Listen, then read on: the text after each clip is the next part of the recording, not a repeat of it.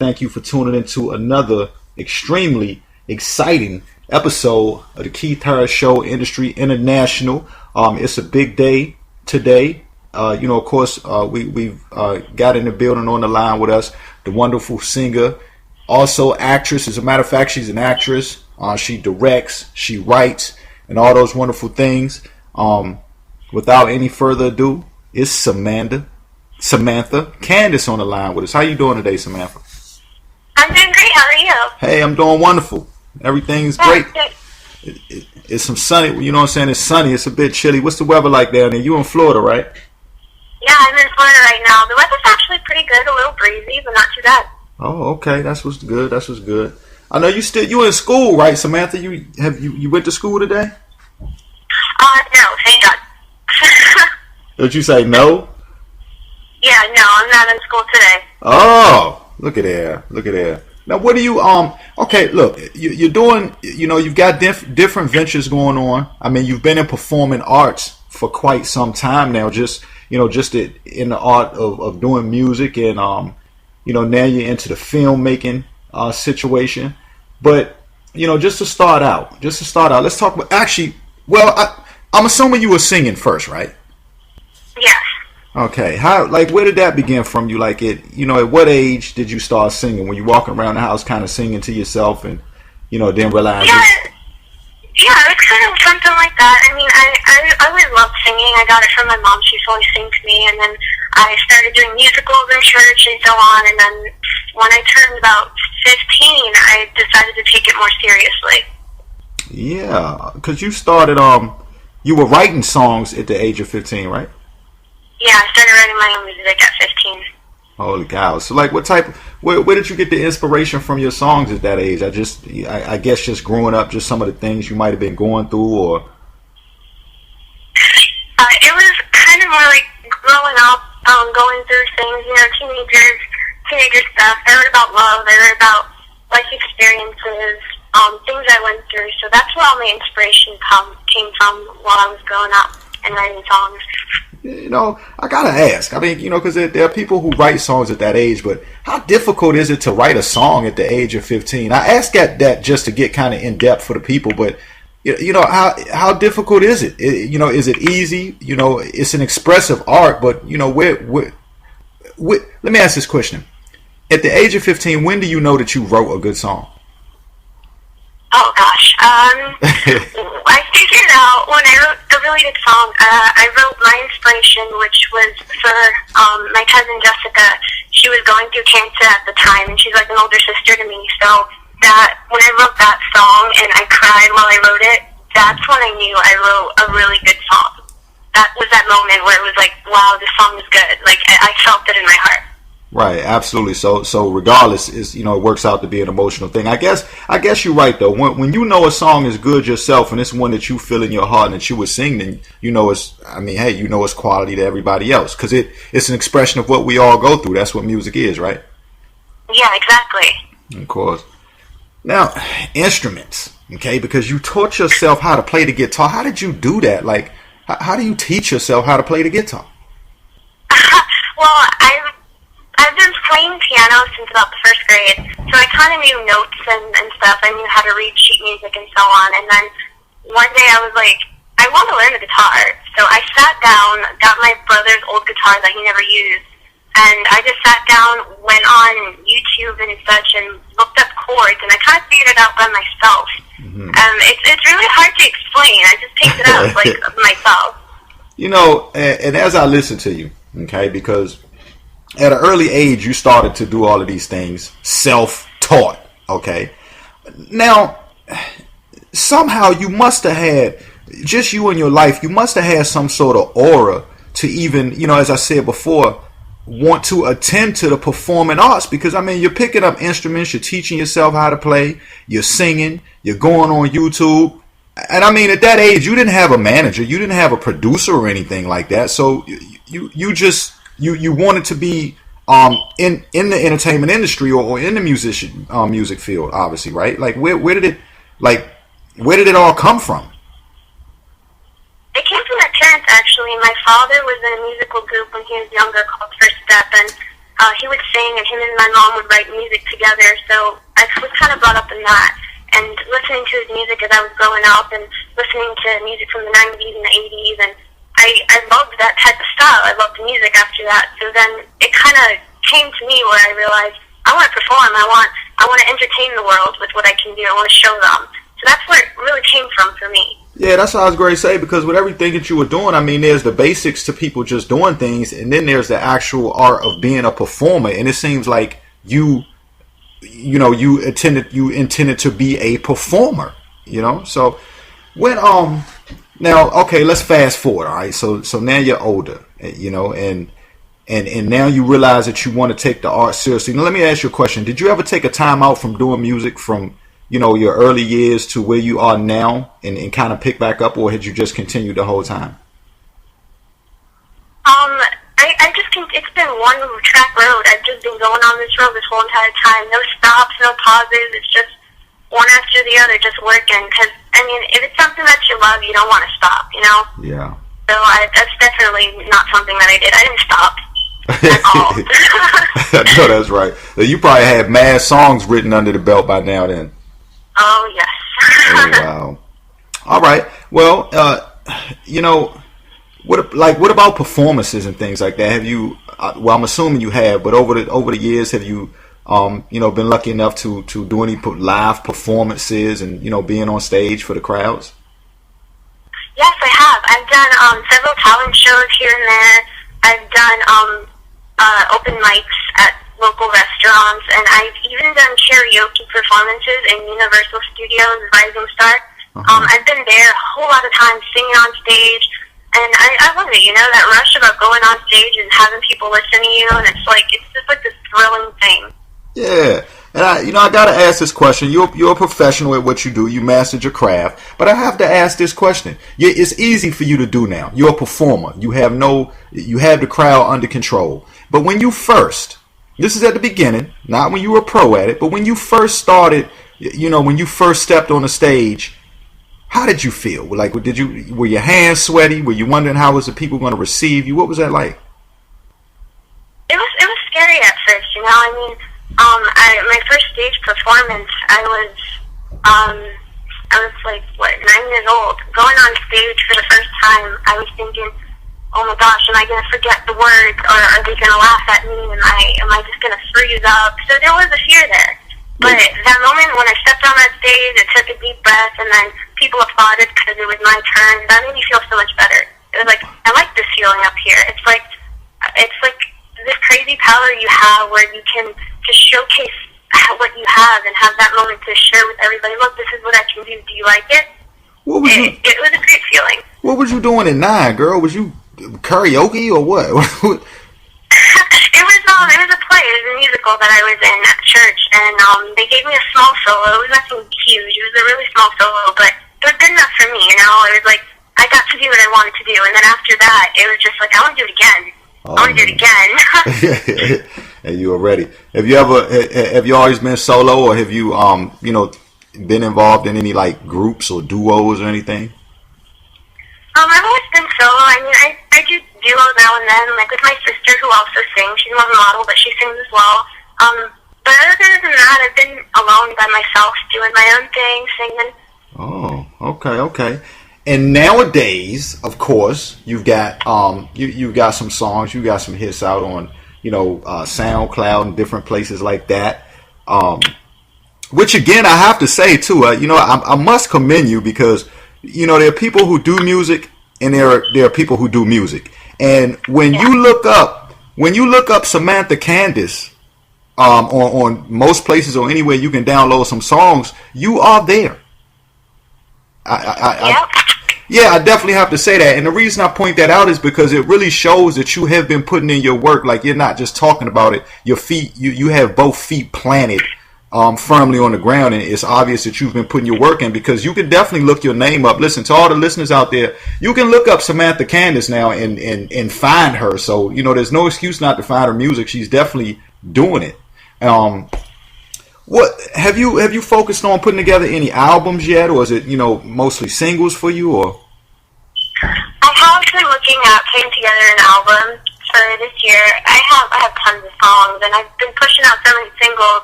People are asking, hey Samantha, why don't you put an album together? I'd love to download all your music. So I am actually working on putting together an album with original songs.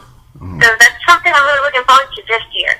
And then I guess when you get ready to do that, then you know, you might start to possibly incorporate possibly other musicians to play instruments and stuff, as well as you playing the instruments you know how to know, to just become one whole big production for you, right? Right. Well, I'll tell you what we're going to do right here, right now, at this minute, is I'm going to let you introduce one of your songs. I think it's a wonderful song. And when we come back, as a matter of fact, after we play this song, we'll come back and talk about the inspiration of you putting this song together. But I want you to introduce your track called I Won't Come Back to the rest of the world and all the listeners out there that's listening to us. Alright, hi everyone, I'm Samantha Candice, and this is my new track, I Won't Come Back. I hope you guys like it. Right here on the Keith Harris Show, Industry International.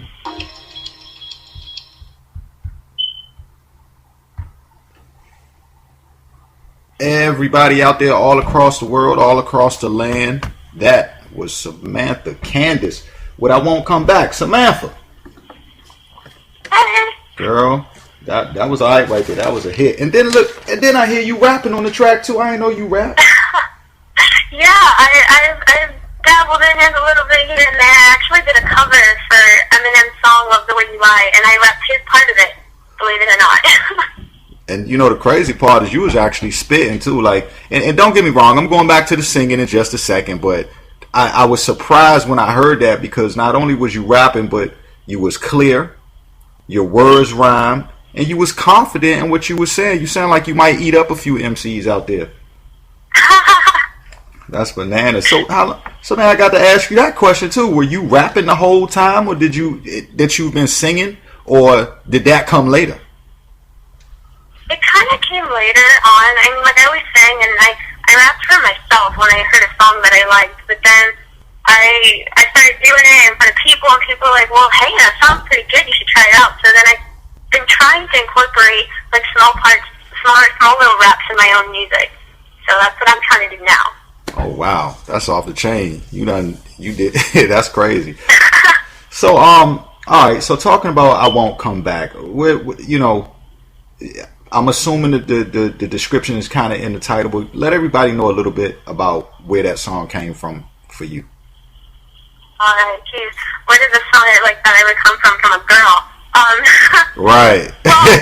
well, you know, being female, you always get like those moments where your heart gets broken and stuff, or you get tired of how the guy you're with acts. And so I kind of took like all my experiences from stories I've heard or something that I've been through myself, and I kind of like decided to make a song for girls, kind of trying to make them strong and say, you know what, just say you won't come back. That's it. You're tired of it. I'm not bashing guys or anything, because you know girls need guys in their life, but it was just for more like empowerment to women who are just tired and they wanna just, that's it, they're done. They won't come back. They're over it.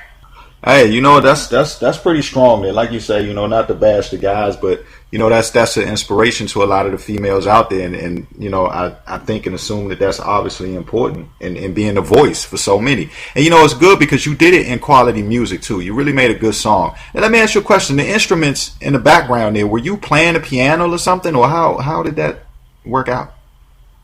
Well, the music actually came from a friend of mine. He's my producer on occasions. I do use him. He put the track together for me, and I listened to it, and I said, hey, I want to use this. And so we agreed on it, and I just wrote the music for it. This song actually went through different versions until I came to this one. And this one, when we sat down and we listened to the final mix, and I was like, yeah, we're keeping this version. So it was actually a friend of mine who did the production on it. Oh, that's crazy.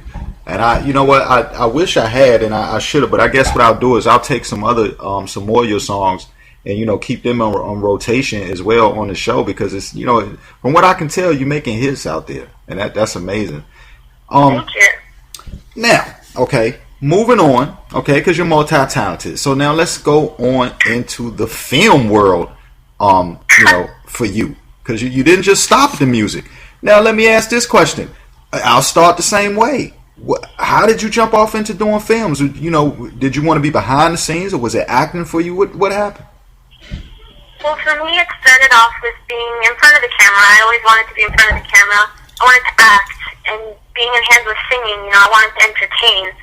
So I started off with just acting. I did auditions, I did plays, I did musicals. I took a couple acting classes, and then one day I just thought, what is it like to be behind that camera? Mm-hmm. So I did my own little production, Silent Hill, and I filmed it, and that was before I knew anything about how to film anything, where production was or anything. And I realized I like this. I want to learn more. So then I decided to take it more seriously, and that's where filming actually came in like a wrecking ball into my life. All right, now, okay, because I want to make sure I heard you correctly. I'm not sure, but you said you were taking, and I asked this because you jumped off into doing this. Now, had you taken any classes to learn how to shoot a short before you did Silent Kill? No, I didn't. I just jumped in head first and said, I need a camera, I need actors, I need a script, and I didn't know anything else. That's why I asked you that, because when you said you did, and I did my homework, so I knew that you did it. But when you're explaining this, I'm thinking to myself, wait a minute, she left out the part about I learned how to do it and figured out. So you just jumped in, but you didn't leave that out. You just jumped right in. Well, Samantha, how did you know? Now, you had the camera, you got the actors, but how did you know the first thing about being able to pull this off? I mean, just where the people were to go. And I say this because, listen, it seems like you've got a lot of natural talent, okay? And just kind of like the drive and the go-ahead to just be able to put the first foot forward and make it happen. So I have to wonder, okay, when you first did this, did you know, I guess you had an idea for what you wanted to do, or did you, just how did that work out? What was the storyline behind Silent Kill? It was really random. I was walking through the park with my brother and my sister, and my dad said, hey, why don't you make a movie? And then I started laughing. I was like, yeah, sure. But then I really started thinking about it. And I didn't know where to get the actors from. I didn't have a storyline at the time. I didn't even have the right camera to make the film. But when I got home, I really thought about it. I said, yeah, why don't I just try it? It's just a fun experiment to see how it would work out. And once I started the script, and I had to go digging for actors, actually, because I didn't really know anybody. Uh-huh. And when I got it all together, and we did the rehearsals, and we got straight to the filming day, I had to take a look back and say, wow, how the heck did I know how to do any of this? Because I didn't. I only knew from being on stage productions. So running from stage productions to making a movie, totally different things. Yeah, that's and I know I sound confused when I ask these questions, kind of because I don't know where to start, but that's what I was trying to figure out, because because I don't, listen, everybody out there, listen, I don't want people to get it confused and not realizing that, when you hear Samantha talk about, putting together a film, there is still a somewhat of a strategical process to this. It involves a creative mind for the idea, obviously. But you really have to be able, like you said, Samantha, you've got to be able to get your actors and actresses together. Your scripts have to be right and on point. There's a lot that comes with that. So was this a short that you done, or? Yeah, it was a short film. It was meant to be a short film, honestly, but it ended up going over a short film time limit and ended up being about 45 minutes long. Oh, so, it was a really big jump from just planning to do a short film, and it ended up being a feature. So, I couldn't even understand how that had happened when I sat down to actually edit it. Yeah. And it was terrible, because recently I lost all the footage from that original film. Oh, no. So, I have the behind the scenes and so on, but I lost the actual footage for the real film. So then I recently just started coming up with a new production to refilm it. So it's kind of cool, because it's taking my old idea and evolving it into something new with the new knowledge that I have and the new experiences that I possess. So it's kind of cool when I think about, wow, from back then not knowing anything to redoing the same production with the knowledge that I have now. You know what? This just shows, for everybody out there, this just shows, exactly what you guys go through, when you make films.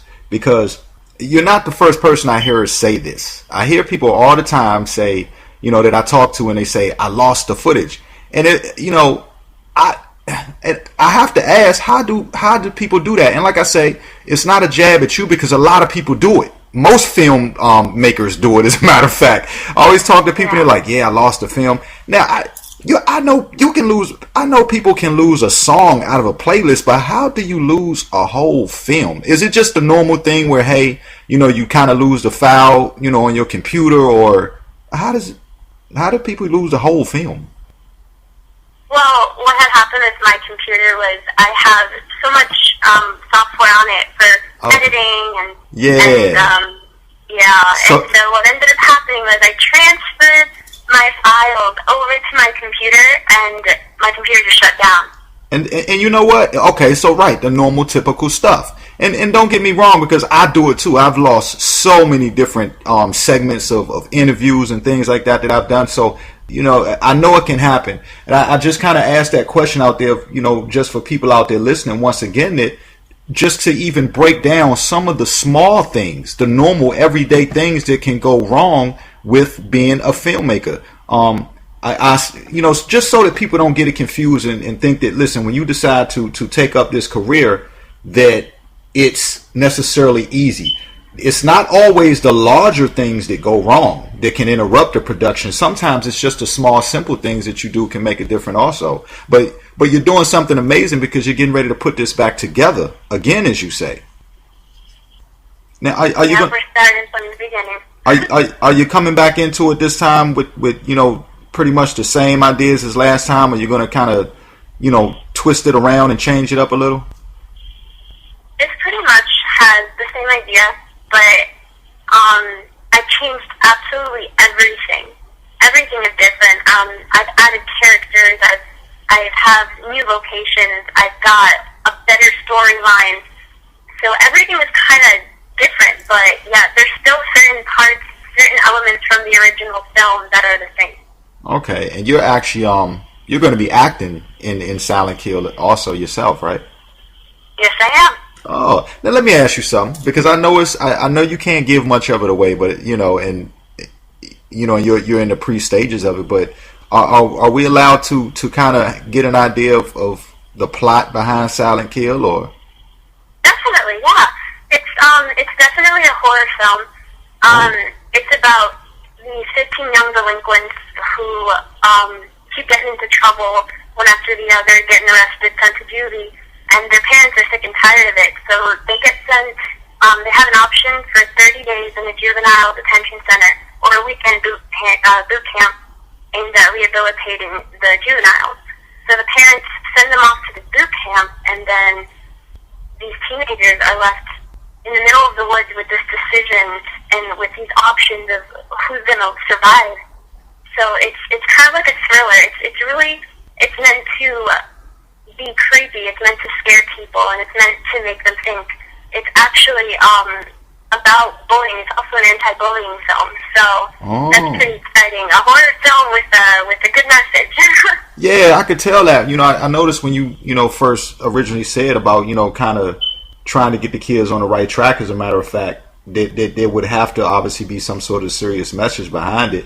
And I guess we'll talk about that message behind bullying in just a second. But so pretty much these kids are now. Is it the bullies that get sent off into the woods? Not all of them are bullies. Some of them are just bad kids, or some of them are just kids that went on the wrong track. But some of them are bullies. Yeah. So we have a little mixture of both in there. Okay, and that's a good thing too, because I'm sure somewhere in this project it kind of turns around and kind of turns the tables on people who choose to pick on others, because that's a big deal.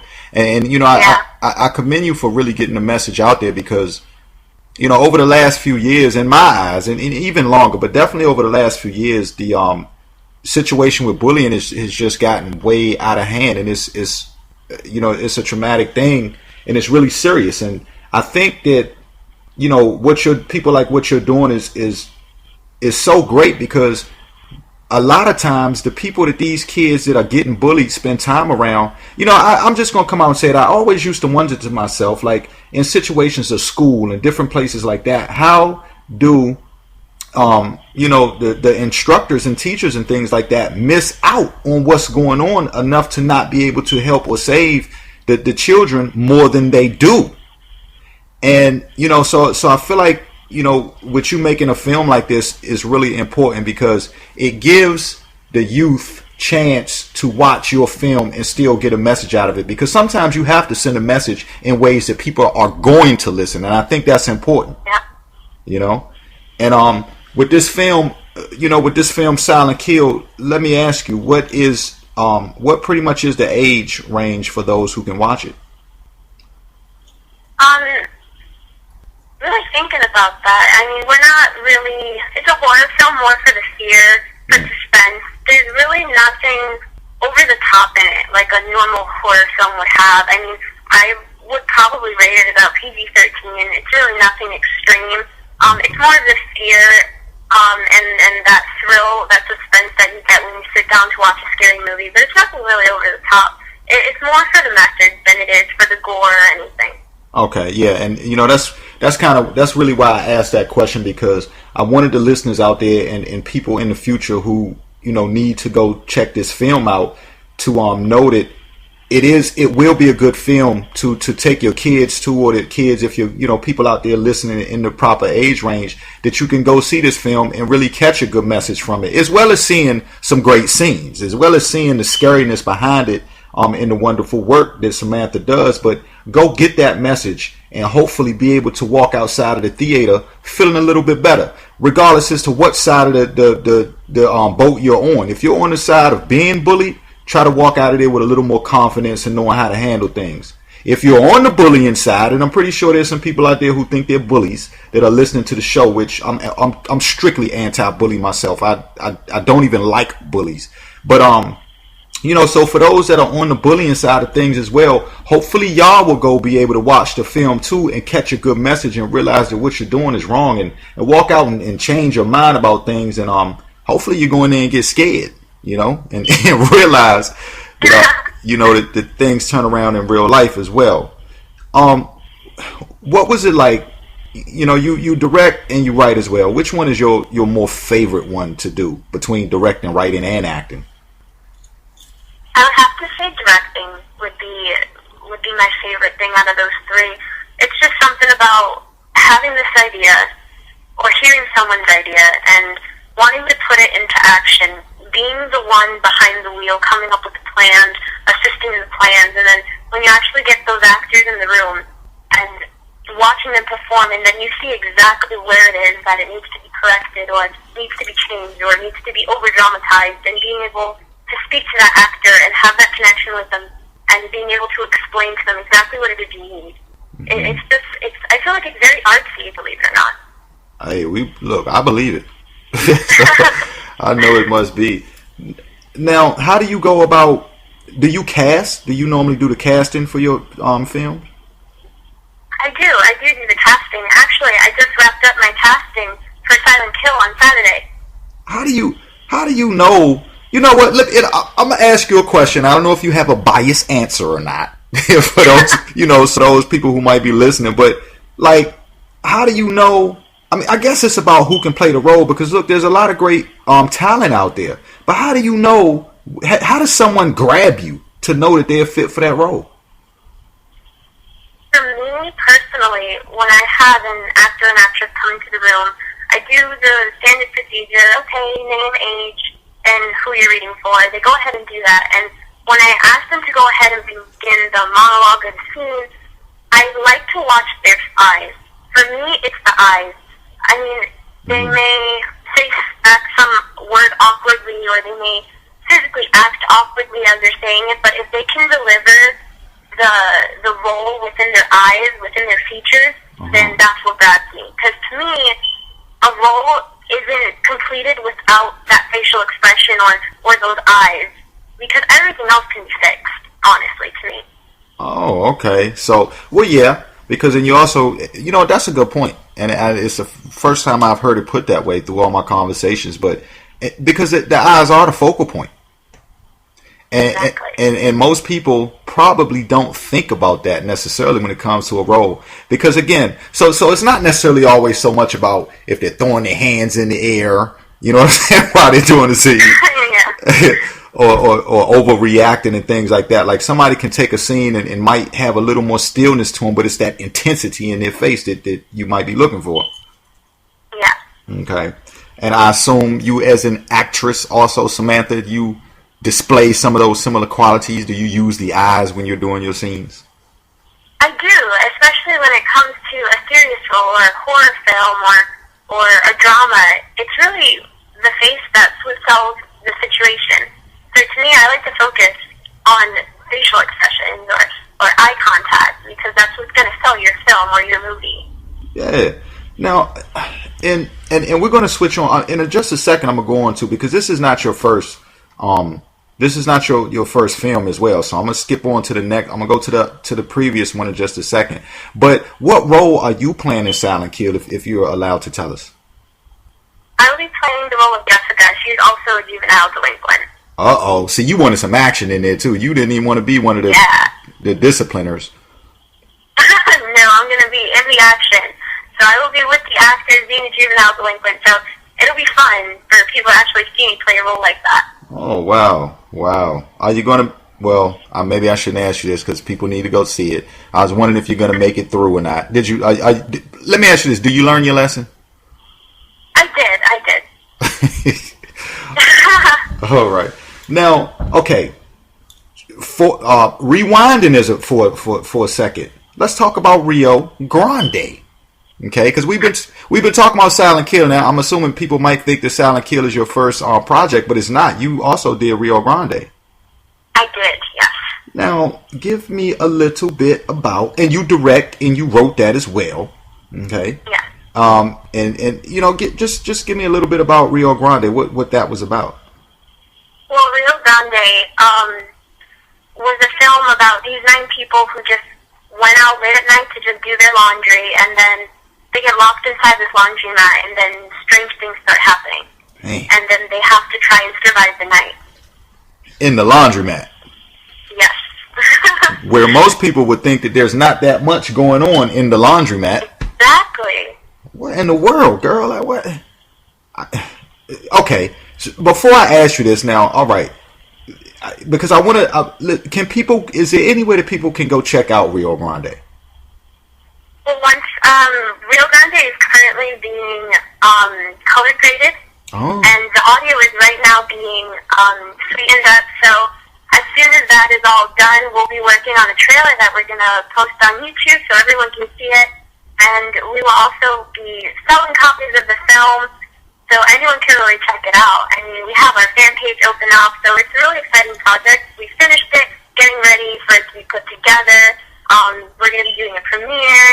So it's pretty exciting. I really actually want everyone to be able to check that film out. We have a teaser out, actually, on the fan page.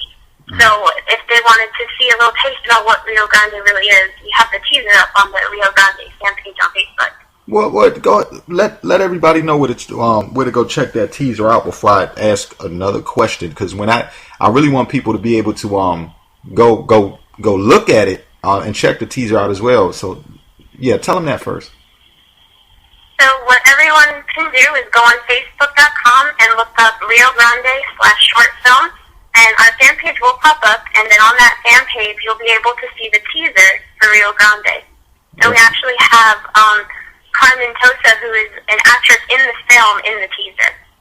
Oh, wow. Now, does anybody end up, trapped in the laundromat late at night? Something goes wrong. Does anybody end up does anybody end up in the wash machine or the dryer on spin cycle? How? We'll have to find out. Go watch the film. I was trying to tap a little bit out, but yeah, that's gonna be interesting though. Look, the plot behind that just sounds amazing because again, I know a lot of people have to be thinking, what in the world went on inside a laundry room or a laundromat? Most people probably think other than fighting over who was next to use the machine, that's kind of crazy. I'm gonna go look that up. I'm gonna check that one out myself too. Now was that a short or is in and that turned into a feature too. How was that one? How long was that one? Rio Grande is actually a short film, so it's totally different from Silent Hill, because Silent Hill is a feature, but Rio Grande was my first, not my first, my second short film. Oh, so okay, now which was the first one you did? My first one was Silent Hill. Okay. The original version The was original. my first film. Okay. Yeah, that was the original version. Was my first film. Rio Grande was my second, and now Silent Hill again remix is going to be my third. The remix. Being in music, I could understand. Okay, which leads me to this question. Do you ever use music that you make to put to the soundtracks or to make scores in your films? That is actually something I will be doing for Silent Hill. For Rio Grande, I didn't do it, but for Silent Hill, that is something I will be doing. Wow. So I know that's gonna be extremely on point, because it's almost like making you might turn into making videos a little later on, Samantha, because if you're gonna be writing the music to your visions already, who knows? Can we expect any videos from you musically? Yes, actually, I'm going to be working on a few music videos for my own songs this year, so I'll be looking forward to that.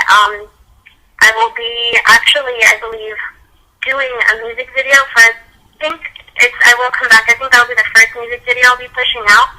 So that's something that everyone can look forward to, especially me. A lot of excitement. Now, and inspirational wise, I have to ask this question, because you started out at a young age, you followed your goals, you stayed on your path. As you say, you never stopped. What words of confidence or just knowledge would you like to, give to people that are coming up like you did and kind of want to follow their dreams and goals in the same direction as you? What advice would you give them? I would say don't stop. There'll be times where you feel like, is it worth it? Am I doing the right things? I'm never going to make it. Don't let those negative thoughts into your mind, because it does drag you down. You need to always be positive and say, I'm doing this. This is something I want. I want to see my name in lights one day. I want to show the world what I can do. If it's something you feel that you're blessed with, then you need to always go for it. Always aim for it. Don't stop. Don't ever think, oh, I can't do that, or I can't be like that, because that's not true. You can do anything you set your mind to, as long as you're positive about it and continue to go for it.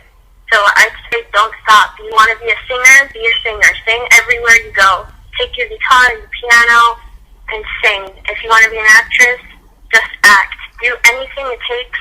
Not anything it takes, but do what you feel you can do in order to get to where you want to go. So don't stop. That's what I would say, because that's what I do. I don't stop. Right. Yeah. There you go. And that's a great slogan. As a matter of fact, don't stop. Now, what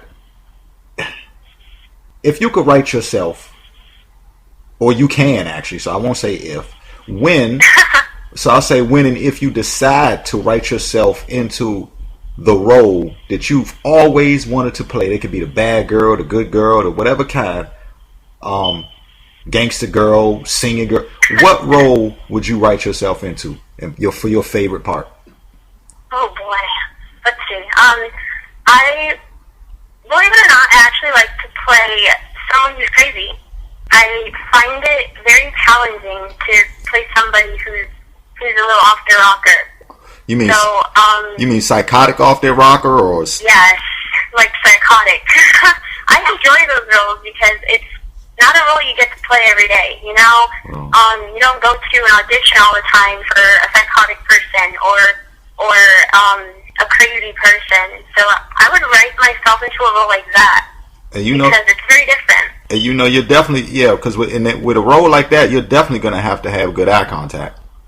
Yes. Yeah, because they're going to have to be able to look into your eyes and tell that you're crazy. Exactly.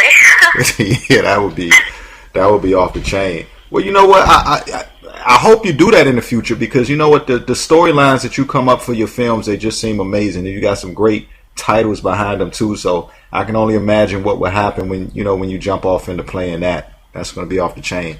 Now, what about some shout outs? Got anybody you want to say what's up to? Definitely. I want to say what's up to my sister Carmen Jose. You are awesome. My brother, Andy Toaster, you are really talented at what you do. You're awesome. My mom and dad, I love you guys. Thank you for everything you've done for me, for pushing me as far as you have. I want to shout out to my cousin, Jessica Colazo. Thank you so much for fighting for our country and for being a role model for me. And I wanted to shout out to my fans, of course. Everyone, thank you so much for supporting me. Thank you so much for sharing my music, for listening to my music, for being there at my performances, and for sharing my fan pages. You guys are awesome. I don't know where I would be without you guys, honestly, because you guys are everything to me. And I hope to meet you all one day, all of you, because you guys are just so awesome. You know what, and that's cool too. As a matter of fact, I don't know. I know you got so much on your plate and you're really busy these days. But do you have any shows or anything coming up that you wanted to let anybody know about, or any venues that people should go to? Currently, I don't, sadly, but I really am looking for somewhere where I can start performing more. Being that we're planning Silent Hill right now, I've been working more on the film side. I haven't been performing places as much because of the pre-production that we've been doing for Silent Hill.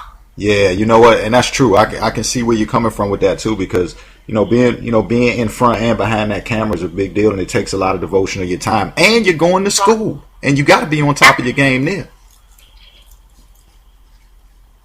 So, that's a big deal. Now, once again, before we go, let everybody know where to find you on the social media sites, and where they can just go follow everything that you're doing. Alright, well everyone, you can check me out on Facebook, my fan page, if you look for Samantha Candice.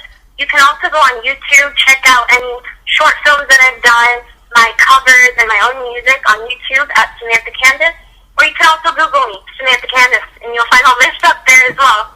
Yeah, that's what I was going to say. You know what? She is not hard to find. Check her out on SoundCloud. Like she said, you can Google her.